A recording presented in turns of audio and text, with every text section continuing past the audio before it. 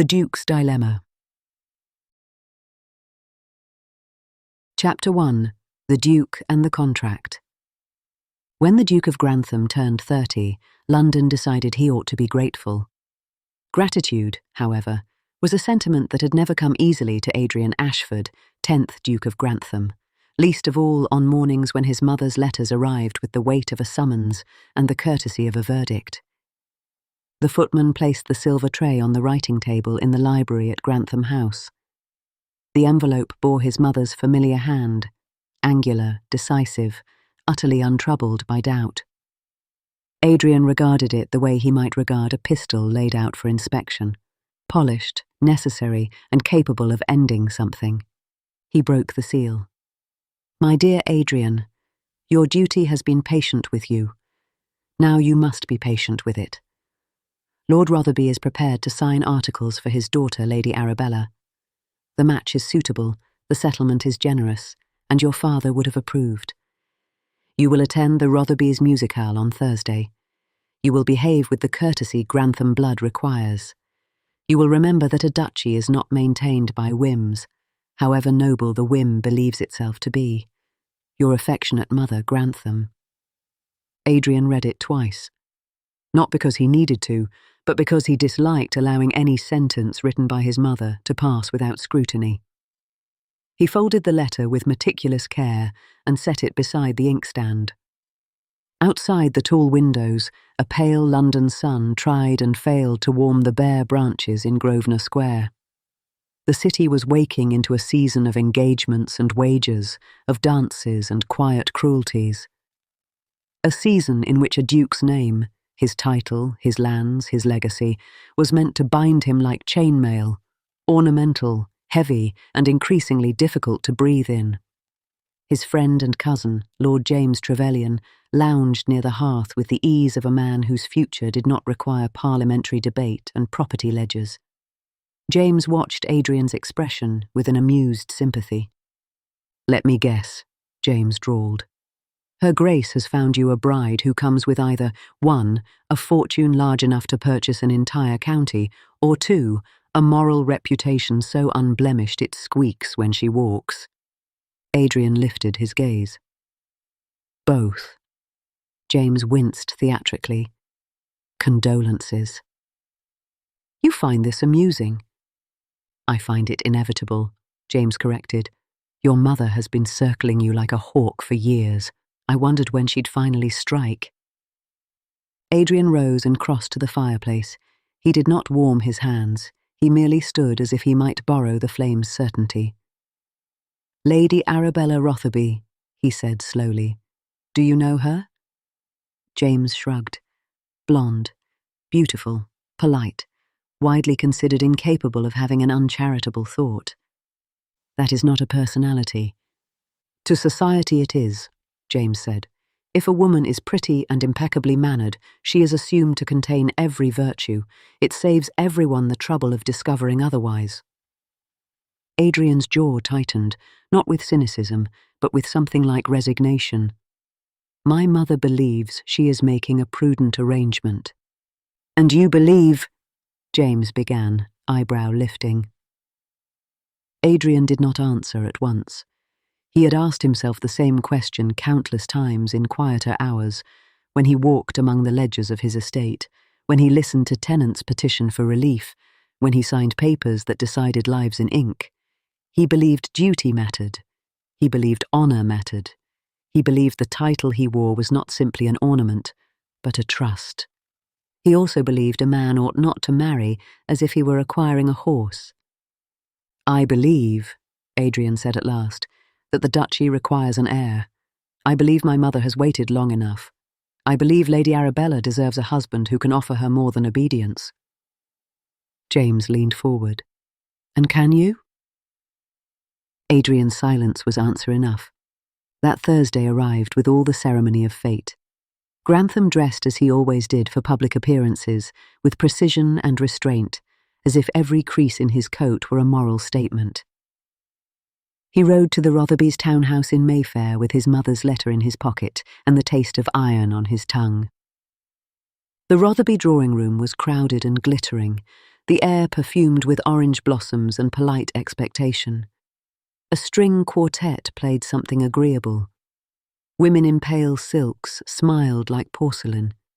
Men gathered in clusters, evaluating fortunes and reputations with the same detached interest they applied to horseflesh. Lady Rotherby swept toward Adrian with an enthusiasm sharpened by ambition. Lord Rotherby followed with the slower confidence of a man who knew his daughter's value and meant to see it recognized. "My Lord Duke," Lady Rotherby trilled, "how very good of you to honour us." Adrian bowed. "Lady Rotherby." "And here," Lady Rotherby said, drawing him toward a young woman near the pianoforte, "is Arabella." Lady Arabella Rotherby was indeed beautiful. Her hair was the colour of summer wheat, her complexion a delicate cream. She wore a gown of soft blue that made her eyes look even paler, as if they had never known anger. She curtsied with practised grace. "Your Grace," she said, her voice gentle, "I am pleased you have come." Adrian looked at her and saw exactly what James had described. She was polished perfection, the sort of woman society praised because it could not imagine her disobedient. She seemed kind, she seemed dutiful, she seemed almost too composed to be real. "I am pleased to make your acquaintance," Adrian replied. Arabella smiled, and it was a pleasant smile, but it did not reach the deeper places in her gaze. "My father says you have improved several villages on your northern lands." "I have repaired cottages and reduced rents after a poor harvest," Adrian said. "How admirable," she said dutifully, as if repeating a lesson. Lady Rotherby beamed, as if Adrian had just declared himself a saint. Adrian might have endured the evening with polite endurance, if not for the moment he turned and caught sight of a figure standing slightly apart from the rest. She wore no jewels worth noting. Her gown was simple, a refined dove grey that spoke of taste rather than vanity.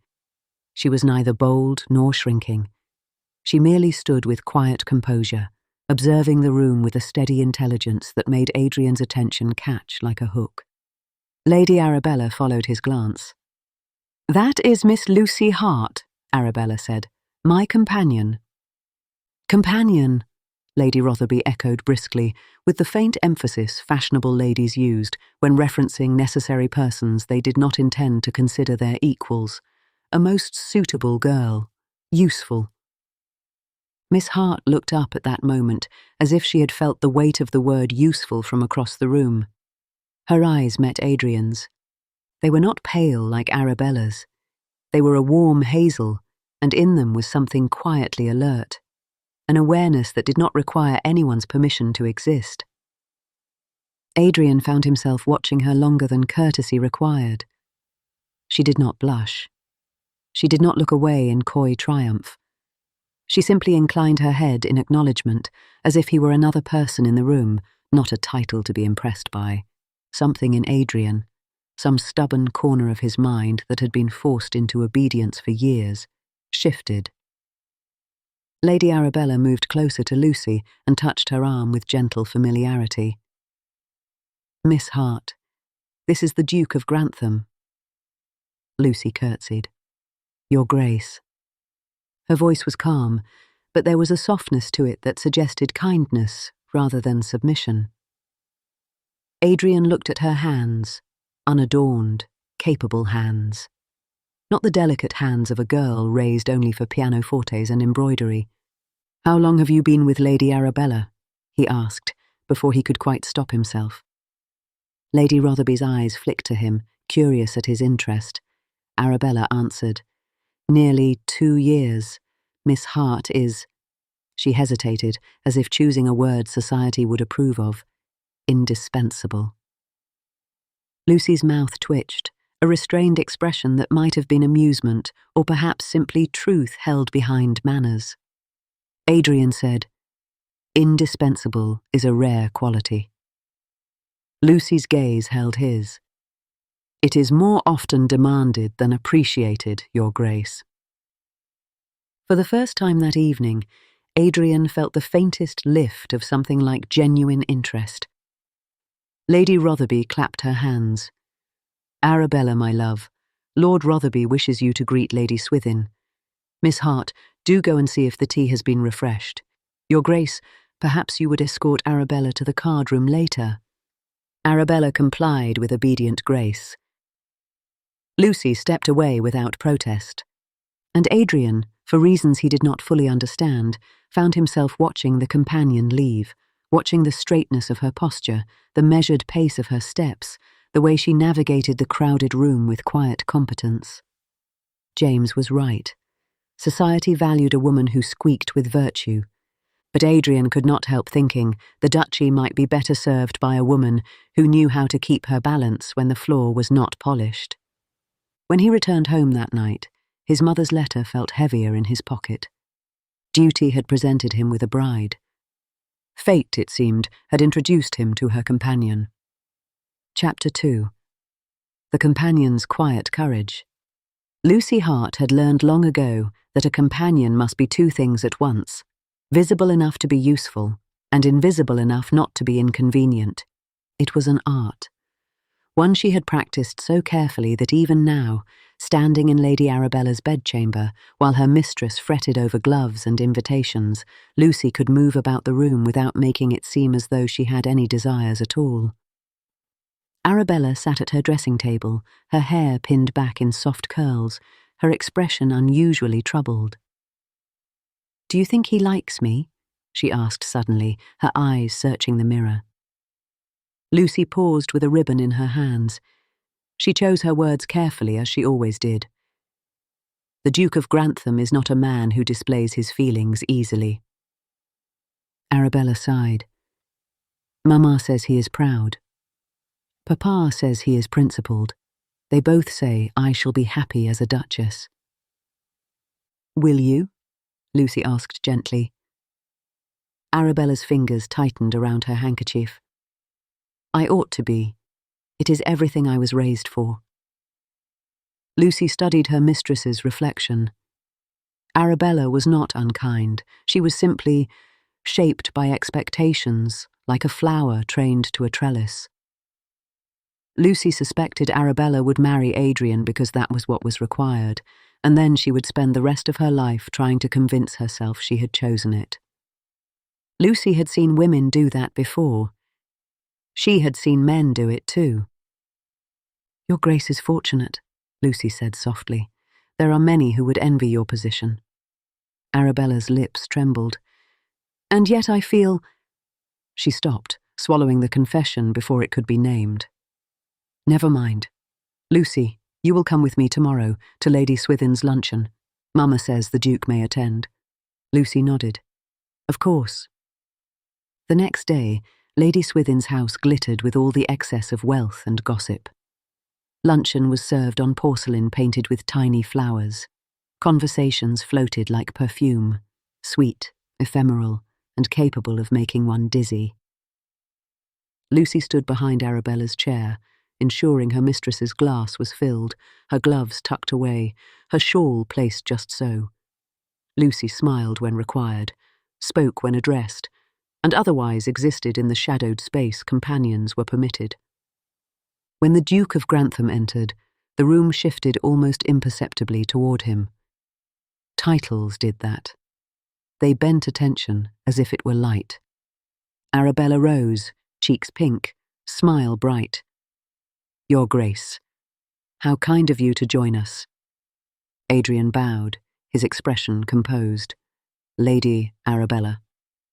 His gaze flicked, briefly, almost as if by accident, to Lucy. It was the smallest acknowledgement, and yet it was enough to make Lucy's awareness sharpen. Later, when Arabella was drawn into conversation with Lady Swithin and two other young ladies, Adrian found himself beside Lucy near the sideboard. It was not scandalous. The room was crowded, and a duke could speak to anyone he pleased. "Miss Hart," he said quietly, "does Lady Arabella enjoy these gatherings?" Lucy met his gaze without flinching. "She enjoys being thought to enjoy them." His mouth tightened slightly. "And what do you think?" Lucy's heartbeat did something inconvenient. A duke did not ask a companion what she thought, not unless he was either bored or dangerous. "I think," Lucy said carefully, "that society rarely asks whether a lady wishes to be happy.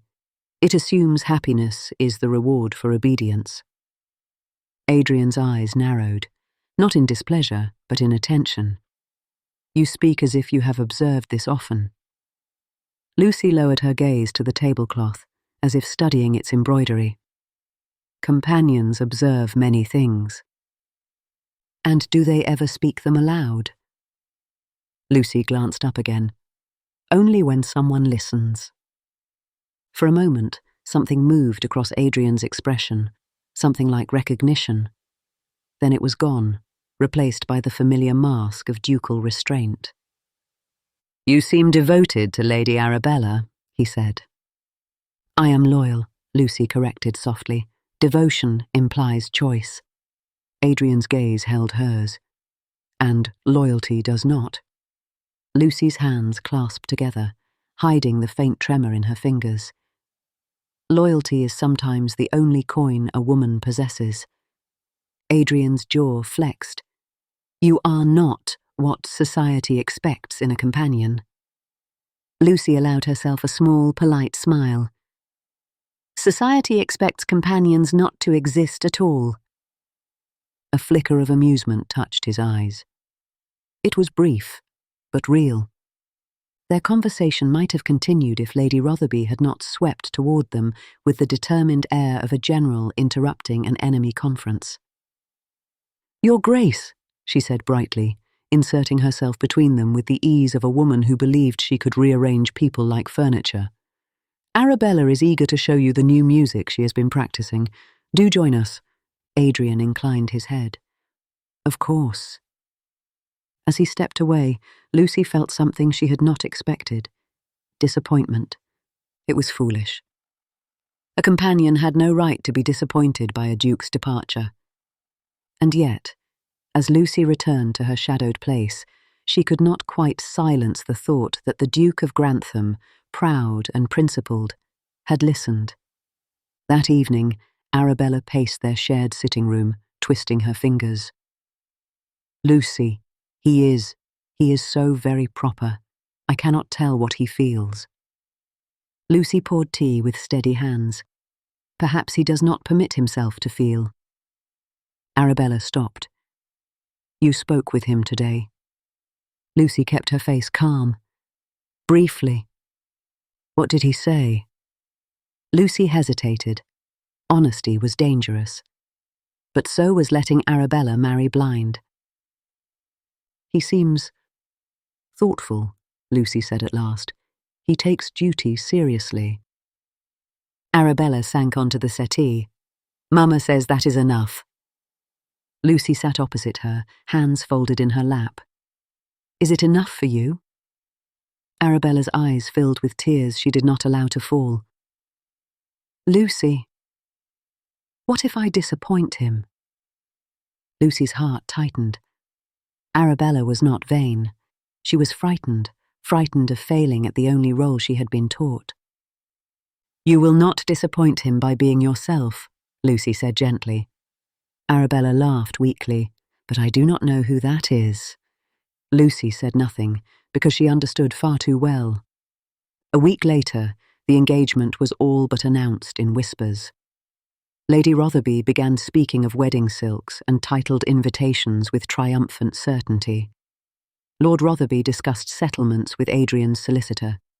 Adrian himself attended dinners and promenades at Arabella's side, like a man walking toward a respectable execution. And Lucy walked one step behind, arranging shawls, smoothing awkward silences, and trying not to notice the way Adrian sometimes looked at her when he thought no one else would see. It was not the gaze of a rake. It was not admiration. It was something more unsettling. It was the gaze of a man who recognized his dilemma before he dared name it. Chapter 3. A Storm at Vauxhall. The first scandal arrived on a humid night at Vauxhall Gardens, as scandals often did, dressed in music, flowers, and the excuse of darkness. Lady Rotherby had insisted on attending, eager to display Arabella beside the Duke in public. The gardens were crowded with lanterns like captive stars, and the air was thick with laughter and the scent of summer roses. Arabella walked on Adrian's arm, her smile fixed, her posture perfect. Lucy followed with Lady Rotherby and 2 other chaperones, her gaze scanning the crowd with the alertness of someone used to trouble arriving quietly. Adrian's expression remained controlled, but Lucy noticed the slight tension in his shoulders, the careful way he responded to compliments without warmth. He was performing, Lucy realized, performing the role of a duke, courting his suitable bride. Arabella leaned toward him. "Is it not enchanting?" she asked, voice bright. "It is lively," Adrian said. Arabella laughed softly. "You always sound as if you are evaluating an estate." Adrian's gaze shifted briefly toward Lucy, and Lucy felt a strange jolt, an awareness that he understood Arabella's words were not entirely a jest. Then he returned his attention to Arabella with practiced calm. They stopped near a pavilion where musicians played. Lady Rotherby suggested refreshments. Arabella excused herself to speak with a friend. Adrian stepped aside, perhaps grateful for the brief reprieve. Lucy found herself momentarily alone near a trellis covered in climbing roses. She reached out and touched a petal absently, feeling its softness against her fingertip, when a voice spoke behind her. "Miss Hart." Lucy turned. Adrian stood there, the lantern light casting shadows across his face that made him look less polished, more human. The night air had loosened something in his expression, an edge of restlessness. "Your Grace," Lucy said, curtsying. He did not move closer, as if aware of the danger. Yet his gaze held hers with uncomfortable steadiness. "You have been quiet lately," he said. Lucy blinked. "I am always quiet." "No," he said, and the firmness of it startled her. "You have been careful." Lucy felt her breath catch. "Care is advisable in my position." Adrian's eyes darkened slightly. "Do you think I have not noticed what my mother and Lady Rotherby are doing? What they are arranging?" Lucy's fingers curled around the edge of her shawl. "It is an advantageous match." "And is it a good one?" Lucy hesitated. Honesty would be dangerous. For Arabella, for herself, perhaps even for him. "I do not know," Lucy said at last. Adrian stepped closer by a single pace. "You do know," he said quietly. "You see what others choose not to." Lucy lifted her chin, meeting his gaze with more courage than she felt. "And what do you see, Your Grace?" For a moment, Adrian's composure wavered. His eyes flicked to Lucy's mouth, then back to her eyes, as if he were fighting his own thoughts. "I see a woman being offered up like a sacrifice," he said, voice low. "And I see a man expected to accept the offering as if it were his right." Lucy's heart beat too loudly. "You are not powerless, Your Grace." His laugh was short and bitter. "A duke is never powerless. That is the lie society tells, so it may blame him for every choice." Lucy's lips parted, then closed again. She had no words that were safe. Adrian's voice softened. "Does Lady Arabella care for me?" Lucy's throat tightened. "She wishes to do what is expected." "That is not an answer." Lucy's gaze dropped. "She wants to be a good duchess." Adrian's face tightened with something like pain. "And what of what she wants as a woman?" Lucy's voice was barely audible. "No one asks her." Adrian's hands clenched behind his back, as if restraining himself from reaching for something he could not touch. A burst of laughter rose nearby. The crowd shifted. Lady Rotherby's voice called Arabella's name. Adrian's gaze remained fixed on Lucy. "Miss Hart," he said, and there was a rawness under the restraint now. What do you want?" Lucy's breath caught, her mind flashing through 100 answers: security, freedom, peace. But none of them were safe to say to a duke who was engaged to someone else. "I want," Lucy said quietly, "for Lady Arabella not to be hurt." Adrian's expression softened, just for a moment. "Always thinking of her," he murmured. Lucy's fingers tightened around her shawl. "It is my role. And if it were not your role?" His voice was dangerously gentle. Lucy could not answer. The words lodged in her throat like thorns. Before the silence could become something unforgivable, a commotion erupted near the pavilion. A young gentleman, too much wine, too much arrogance, had stumbled into a group of ladies and knocked a glass of punch onto Arabella's gown. Gasps rose. Arabella froze, cheeks flushing with humiliation. The gentleman laughed. "Beg pardon, my lady. Didn't see you there." Lady Rotherby's face turned crimson. "Sir, how dare you?" Arabella's eyes filled with tears. She tried to smile through the insult, as if politeness could erase shame. Lucy's body moved before her mind did. She stepped forward, voice firm. "Sir, you will apologize." The gentleman blinked, startled by the companion's audacity. "And who are you to command me?" Lucy lifted her chin. "Someone who sees what you are." A hush fell. Adrian's eyes sharpened. Arabella stared at Lucy as if seeing her anew. The gentleman's smile turned ugly. A little companion thinks herself brave. Lucy's pulse raced, but she did not retreat. A little gentleman thinks himself a man. Adrian stepped forward then, his presence cutting through the crowd like steel. "You will leave," he said quietly to the gentleman. The man looked at the Duke and paled. "Your Grace, I meant no harm." "You caused harm," Adrian said, voice still calm but cold as winter. "You will apologize to Lady Arabella, and then you will leave. Now." The gentleman stammered out an apology, bowed awkwardly, and fled. Lady Rotherby exhaled, as if she had been holding her breath. "Your Grace, thank you." Arabella's hands trembled. Lucy guided her toward a quieter path, murmuring reassurance, dabbing at the stain with a handkerchief. Adrian followed a few steps behind. When Arabella paused to gather herself beneath a tree, Lucy saw her mistress's eyes, wide, wet, uncertain.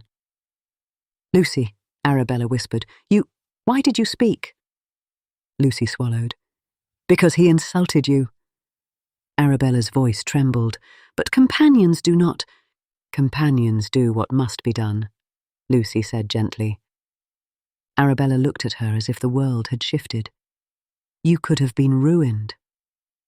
Lucy managed a small, steady smile. "I am already invisible, Your Grace. It is difficult to ruin what no one claims to see." Behind them, Adrian's gaze rested on Lucy with something fierce and unreadable. When they returned home that night, Lady Rotherby spoke in sharp bursts about vulgar men and ruined gowns. Lord Rotherby promised to ensure the offender was never invited anywhere respectable again. Arabella retired early, exhausted. Lucy remained in the sitting room, folding shawls, straightening ribbons, restoring order the way she always did. Adrian found her there, alone, at last. His voice was low. "You were brave." Lucy kept her eyes on the shawl in her hands. "I was reckless." "No," Adrian said. "You were loyal." Lucy's fingers stilled. "It is the same thing, sometimes." Adrian stepped closer. "It should not be," he murmured. Lucy looked up then, and in his expression she saw it clearly.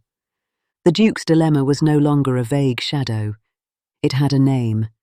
It was her. Chapter 4. The Engagement and the Edge of Ruin. The engagement was announced 3 days later. Lady Rotherby did it with a triumph that seemed almost celebratory, as if she were declaring victory over a rival rather than arranging her daughter's future. Invitations poured in. Congratulations arrived in bouquets and letters. The ton applauded dutifully. Society loved a story that confirmed its own rules. Lady Arabella Rotherby, soon-to-be Duchess of Grantham, accepted congratulations with a smile that grew more practiced by the day. Lucy watched her mistress become a symbol. And the more Arabella became a symbol, the more Lucy saw the girl underneath. Anxious, uncertain, desperate to perform happiness so no one would notice the cracks. Adrian played his part too. He appeared at dinners. He escorted Arabella in Hyde Park. He spoke politely of futures and estates. His mother visited, satisfied at last, and began speaking of heirlooms and christenings as if they were scheduled events. Only Lucy, standing a step behind, saw the moments when Adrian's gaze drifted to her and lingered like a question he could not stop asking. One afternoon, Lady Arabella insisted on visiting a modiste to select fabrics. Lady Rotherby came along, overseeing choices with commanding certainty. Lucy carried parcels and offered quiet suggestions, her mind wandering to the strange tension that had settled over the household like a persistent storm cloud. When Arabella stepped behind a screen to change into a new gown, Lady Rotherby turned sharply to Lucy. "You will have to be very careful now," she said. Lucy's stomach tightened. "Careful, my lady?" Lady Rotherby's eyes were coldly practical. "Arabella will be a duchess. She must be beyond reproach. Companions can be unfortunate liabilities if they forget their place." Lucy's fingers tightened around a package string. "I have never forgotten my place." Lady Rotherby studied her, as if weighing her. "Good. Because if you were to cause even a whisper of scandal, if you were to attach yourself to Arabella's new household in a manner that suggests ambition, then you would be dismissed, without reference, without kindness." Lucy's throat went dry. "I have no ambition, my lady." Lady Rotherby smiled, and it held no warmth. "Everyone has ambition, Miss Hart. Some simply pretend they do not. Remember this. The Duke of Grantham is not a romantic hero in one of your circulating novels. He is a duke. And you are—" She glanced down at Lucy's plain gown with faint disdain. "Useful." Lucy swallowed, forcing her voice steady. "Yes, my lady." Lady Rotherby's gaze sharpened. "Do not imagine that because he defended Arabella at Vauxhall, he will defend you. Men do not ruin themselves for companions." Lucy said nothing. She could not afford to. But later, as they returned home, Lucy found her hands trembling beneath her shawl. Not from fear of Lady Rotherby's threats. Lucy had been threatened before. Not even from fear of dismissal, though dismissal would mean poverty and uncertainty again. Number. Her trembling came from the possibility Lady Rotherby had named. The possibility that Adrian might feel something he could not permit himself to feel. That night, Lucy could not sleep. She sat in the small hours by the window, watching moonlight paint the rooftops silver. She told herself she was imagining things. That the Duke's attention was no more than curiosity, that his questions were philosophical, not personal, and yet, she remembered his voice at Vauxhall. "What do you want?" The following week brought the first true crack. A dinner was held at Grantham House for select guests. Adrian's mother presided with imperial satisfaction. Arabella, radiant in pale silk, sat at Adrian's right hand. Lucy stood behind, offering quiet assistance. During dinner, the conversation turned, as it always did, to marriage. Lady Halstead tittered. "It is so comforting, is it not, to see a duke doing his duty at last?" Adrian's smile was thin. "Comforting." Lady Halstead leaned forward. "And Lady Arabella, how fortunate you are. Your Grace, you must be eager to begin planning your nursery." Arabella laughed softly, cheeks colouring. "Oh, there is so much to learn." The Dowager Duchess of Grantham, Adrian's mother, smiled with chilling satisfaction. "Arabella will learn quickly. She is well trained." Lucy's hand stilled on the back of Arabella's chair at that phrase, "well trained," as if Arabella were a horse. Adrian's gaze flicked to Lucy, and Lucy saw something flare there, anger, perhaps, or shame. He set down his glass with controlled precision. "My mother," he said evenly. "Lady Arabella is not a child to be trained. She is a woman." The table hushed. Arabella's eyes widened. The Dowager Duchess's smile did not falter, but her eyes cooled. "Indeed," she said smoothly, "and as a woman, she understands that a title requires sacrifice." Adrian's jaw clenched. Sacrifice is meaningful only when chosen. The Dowager Duchess sipped her wine.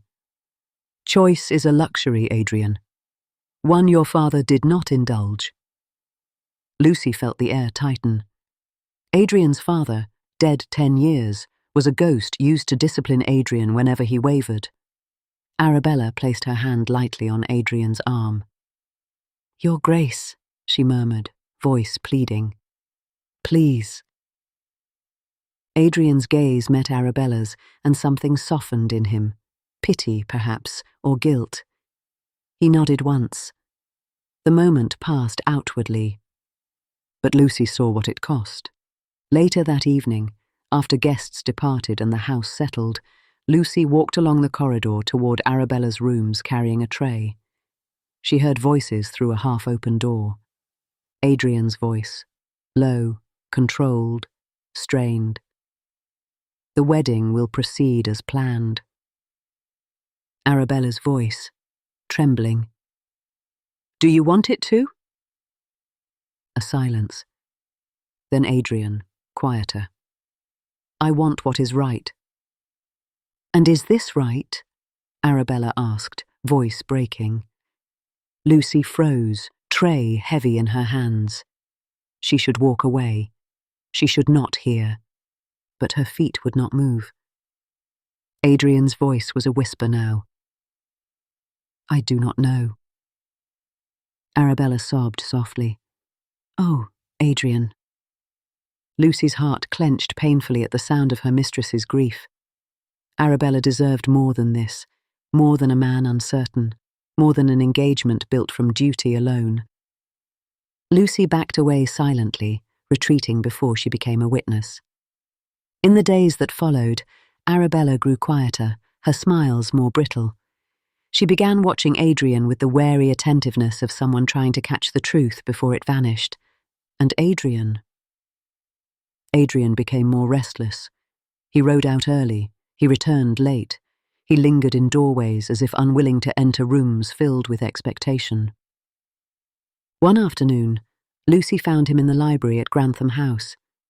She had come to retrieve a book for Arabella, but she stopped when she saw him standing by the window, hands clasped behind his back, gaze fixed on the square outside.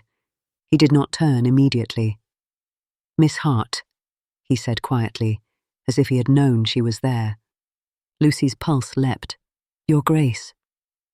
"Do you ever think," he asked, voice rougher than usual, "that honour is sometimes cruelty wearing a respectable coat?"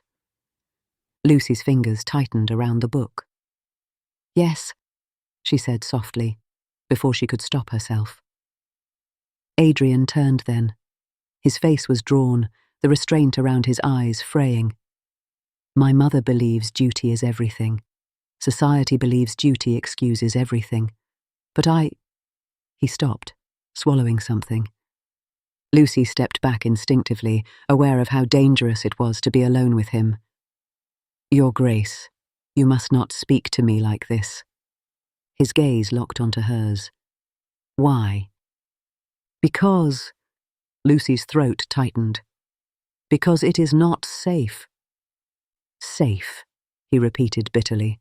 "Nothing about this is safe." Lucy's voice shook. "Lady Arabella—" "I know," Adrian interrupted, pain flickering. "Do you think I do not know?" Silence stretched between them, thick with words neither could say. Lucy forced herself to look away. "I should go." Adrian's voice softened dangerously. "Lucy." He had never used her name before. It struck her like a touch. Lucy's breath caught. She turned her face slightly, refusing to fully meet his gaze. Adrian stepped closer. "I have tried to do what is right," he murmured. "I have tried to want what is expected. But when I speak with you, when you look at me as if I am simply a man—" His voice broke on the last word. Lucy's hands trembled. "Your Grace!" Adrian's eyes searched hers. "Tell me to stop," he whispered. Lucy's chest tightened until it hurt. She wanted to tell him to stop. She wanted to tell him to marry Arabella and be done with it, to fulfill duty and leave Lucy to fade back into invisibility. But she could not deny what lived in the silence between them. "I cannot," Lucy whispered. Adrian exhaled shakily, as if that answer both doomed and relieved him. His hand lifted, not touching her, hovering near her cheek as if he were fighting his own restraint. Lucy stepped back sharply. "Do not," she breathed, voice trembling with panic. "Please." Adrian's hand dropped, his face hardened, not with anger, but with despair. "You are right," he said, voice flat. "Forgive me." Lucy clutched the book to her chest as if it could shield her. "Your Grace, you must choose a path." Adrian's eyes darkened. "And if every path is ruin?" Lucy could not answer. She fled the library, heart pounding, breath shallow, knowing she had crossed a line simply by remaining. Behind her, Adrian remained by the window, alone with the weight of his name. And Lucy? Lucy returned to Arabella's rooms and found her mistress staring at her reflection with haunted eyes. Arabella turned. "Lucy," she said softly, "are you happy here?" Lucy's throat tightened. "My happiness is not important." Arabella's lips trembled. "That is not true." Lucy forced a smile. "It is the truth I live with." Arabella's eyes filled with tears. I think there is something you are not telling me." Lucy's heart stopped. She had no safe answer. Only silence. Chapter 5. The Choice That Costs. The week before the wedding arrived with suffocating speed. Invitations had been sent. The chapel was prepared. The ton buzzed with excitement. The Dowager Duchess moved through preparations with relentless efficiency, as if she could outrun any hint of uncertainty by sheer force. Arabella grew paler each day, her hands trembling when she thought no one watched. Lucy stayed close, offering quiet steadiness, but she could feel the tension in the household, like a thread stretched to breaking. Adrian became a ghost in his own home, present, polite, distant. On the night before the final fitting of Arabella's wedding gown, a summer storm rolled in, heavy and sudden. Thunder rattled the windows. Rain struck the panes like thrown stones. Lucy sat with Arabella in the bedchamber, mending a small tear in a ribbon. Arabella watched the candle flame flicker with anxious fascination. "Lucy," she said suddenly, voice barely above the rain, "do you think a marriage can survive without love?" Lucy's fingers paused. She thought of her own parents, her father a gentleman lost too early, her mother worn down by hardship. She thought of women she had served who had married for comfort and spent their lives quietly empty. "I think," Lucy said carefully, "that a marriage can survive many things, but survival is not the same as happiness." Arabella swallowed. "And what if love comes later?" "It can," Lucy admitted softly. "Sometimes." Arabella's eyes glistened. "Do you think it will for me?" Lucy's chest tightened with grief. She could not lie. Not now. I do not know, she whispered. Arabella nodded slowly, as if that uncertainty confirmed what she already feared. She turned her face away, blinking hard. Then she said, in a voice so quiet Lucy almost missed it, I think he loves someone else. Lucy's blood went cold. Your Grace. Arabella turned back, eyes shining with tears. Tell me the truth.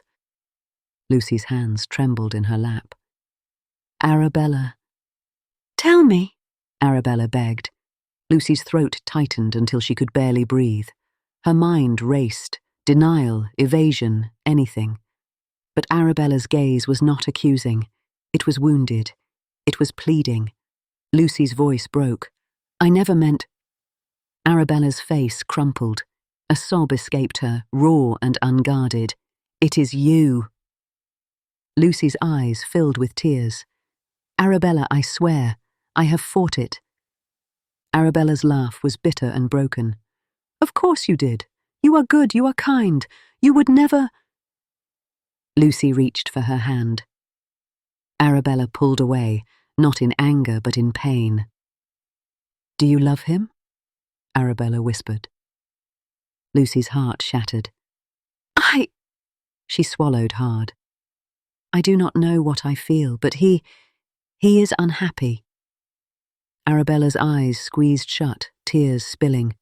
And I am the dutiful solution. Lucy stood, desperation rising. Arabella, please. Arabella rose too, wiping her face fiercely, as if ashamed of crying. No, she said, voice trembling. No, Lucy, do not make yourself the villain. You are not the villain. Lucy stared at her, stunned. Arabella drew a shaking breath. He never looks at me as he looks at you. I have seen it. I have felt it like a bruise. She swallowed. And you. Her voice softened. You have been my only true friend in this house. Lucy's tears fell silently. You deserve better. Arabella nodded, eyes bright with pain. So do you. A knock came at the door. Lady Rotherby's voice called sharply. Arabella! Lucy, open this door at once. Arabella stiffened. She looked at Lucy, really looked, and in that moment Lucy saw a decision forming, fragile, but determined. Arabella reached for Lucy's hands and squeezed them hard. Go, she whispered. Lucy blinked. What? Arabella's voice shook. Go, before Mama comes in, before she sees your face, before she... She swallowed. Go. Lucy's breath hitched. Arabella, I cannot leave you. Arabella's eyes shone with fierce affection. You can, and you must. Lady Rotherby knocked again, harder. Open this door. Arabella turned toward the adjoining passage that led to the servants' corridor. Go, she repeated, urgent now. Go, Lucy. Lucy's legs felt numb. Where? Arabella's voice broke. Anywhere but here. Lucy stumbled toward the passage, heart pounding, tears blurring her vision. She hesitated in the doorway. Arabella whispered, He will choose duty unless you make it impossible. Lucy shook her head, choking on a sob. And you? Arabella's smile was heartbreakingly brave. I will do what I must, as I always have. Lady Rotherby's voice rose, sharp with suspicion. Arabella! Lucy slipped into the corridor, moving silently through the servants' passageways she knew so well. Thunder rolled overhead. Her hands shook so badly she could barely open doors. She found herself, without meaning to, in the back stairwell that led down toward the kitchen, and from there toward the stable yard. Rain battered the courtyard. Lightning flashed, turning everything stark and white. Lucy stood under the eaves, breath ragged, mind spinning. She could run, she could disappear, she could save Arabella from humiliation by removing herself. But would that save Arabella from a marriage built on obligation? Would it save Adrian from a lifetime of regret? Footsteps sounded behind her. Lucy turned and found Adrian standing there, coat damp from rain, hair darkened, face drawn, as if he had been hunting something he feared to catch. "Lucy," he said, voice raw. Her heart lurched painfully. "Your Grace, you must not—" "Arabella knows," he interrupted, stepping closer. "She told me." Lucy's breath caught. She released me," Adrian said, disbelief and grief tangled together. "She said she will not marry a man who cannot love her. She said—" His voice broke. "She said she would rather endure scandal than endure emptiness." Lucy's eyes filled with tears. "She is brave." Adrian's gaze locked onto Lucy. "So are you." Lucy shook her head fiercely. "No, I am terrified." Adrian stepped closer, rain dripping from his coat. "I have been terrified too," he confessed. "Terrified of failing my father. Terrified of disappointing my mother. Terrified of being selfish." Lucy's voice shook. "You are not selfish for wanting love."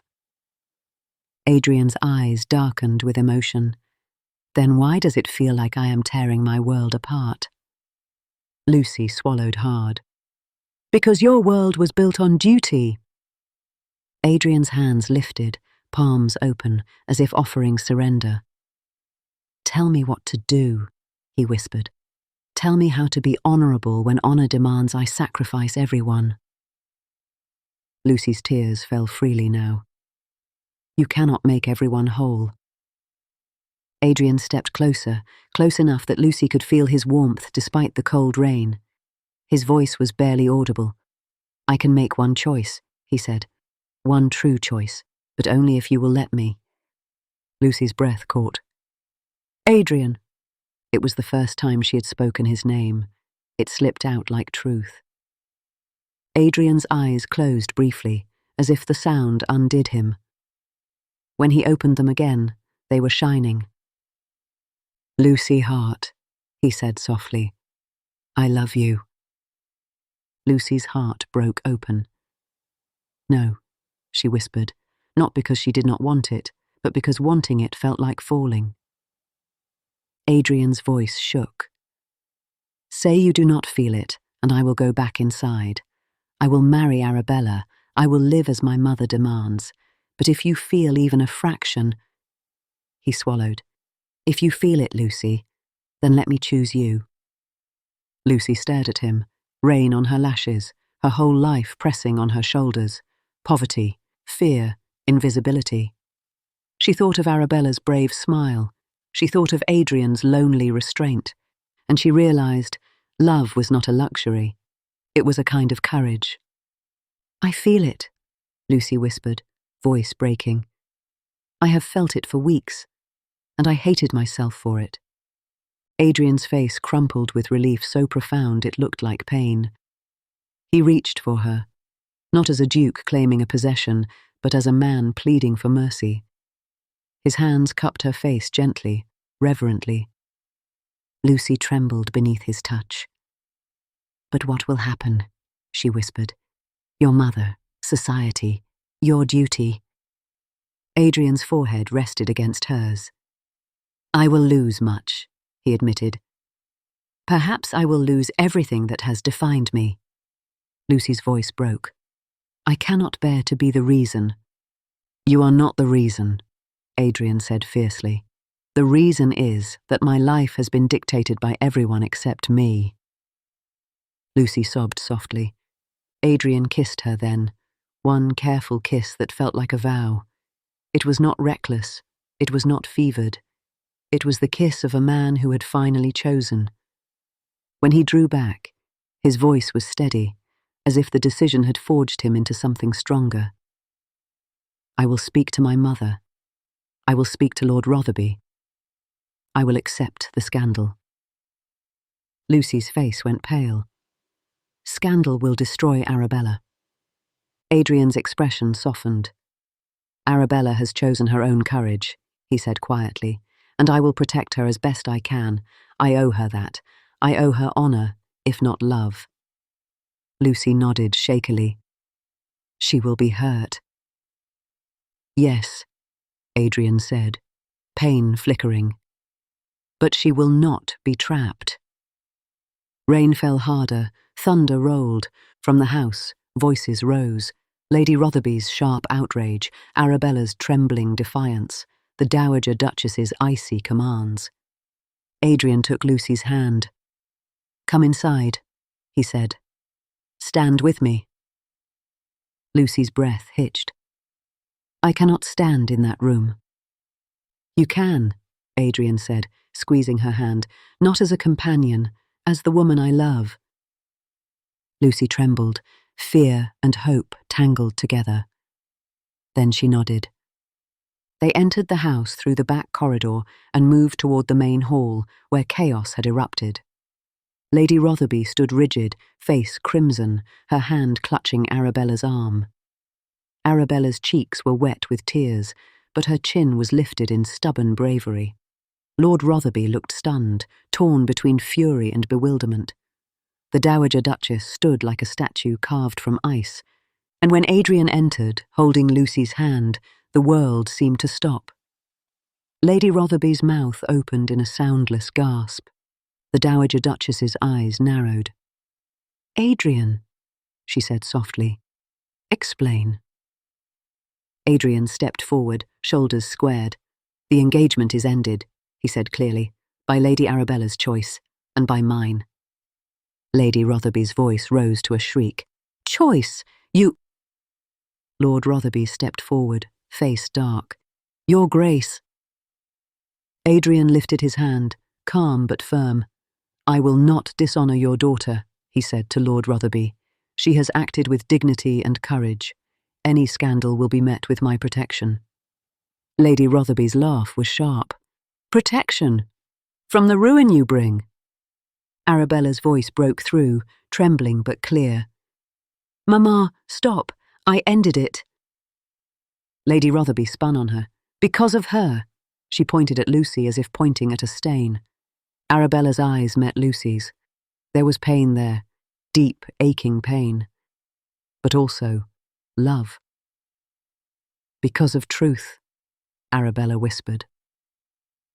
The Dowager Duchess's gaze fixed on Lucy, cold and assessing. "Miss Hart," she said, "you have forgotten your place." Lucy's knees nearly buckled. Adrian's hand tightened around hers. Lucy lifted her chin. "No, Your Grace," she said softly. "I have remembered it every day of my life.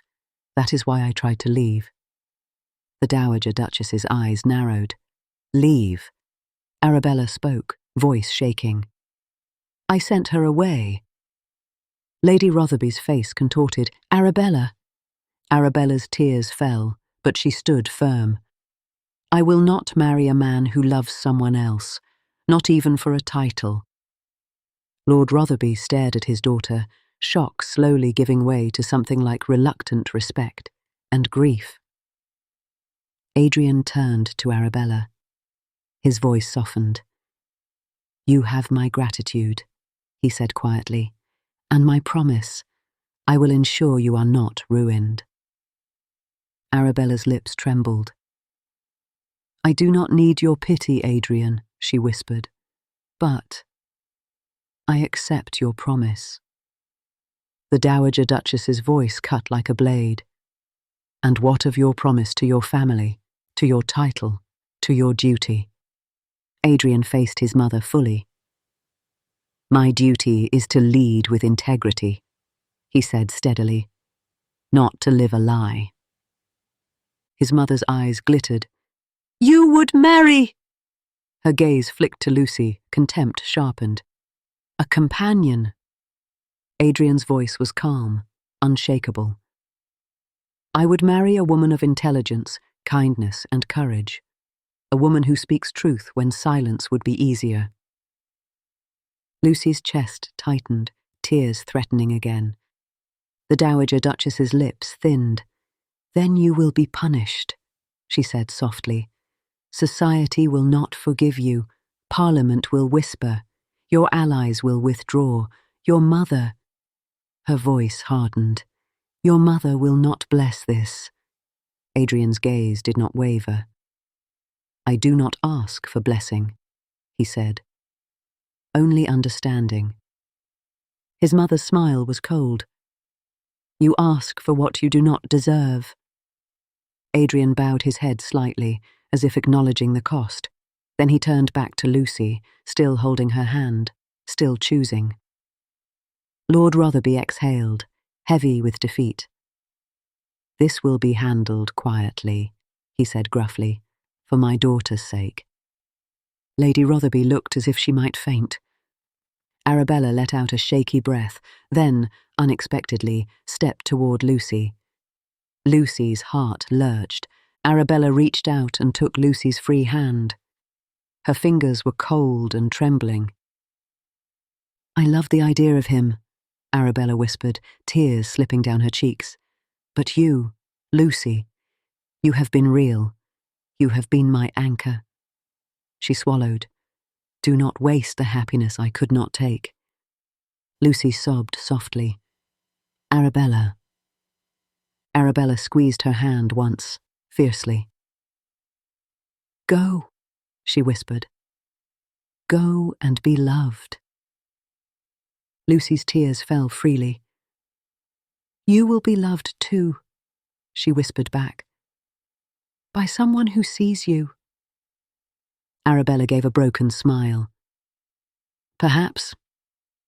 And then she stepped away, shoulders squared, turning to face her mother's storm with the courage of a woman who had finally chosen herself.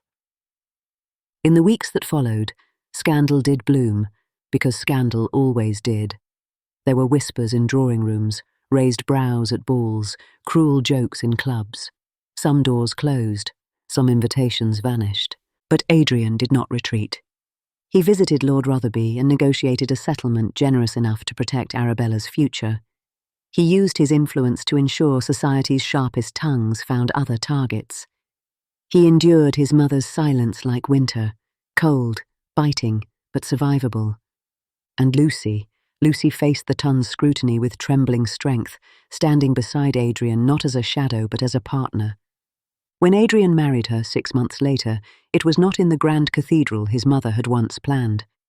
It was in a quieter chapel on his northern estate, with tenants lining the path outside, hats in hand, eyes warm with gratitude for the Duke who had repaired their cottages and reduced their rents, and now, astonishingly, married for love. Arabella did not attend the wedding. It was too soon, but she sent a letter. Lucy held it with shaking hands as she read the final line aloud to Adrian. May you both be brave enough to keep choosing love, even when duty calls you elsewhere. Adrian's throat tightened. He kissed Lucy's forehead and whispered, We will. And in the years that followed, the Duke of Grantham became something society did not know how to categorize. A principled duke who defied expectation, a man who honoured duty by refusing to let it become cruelty.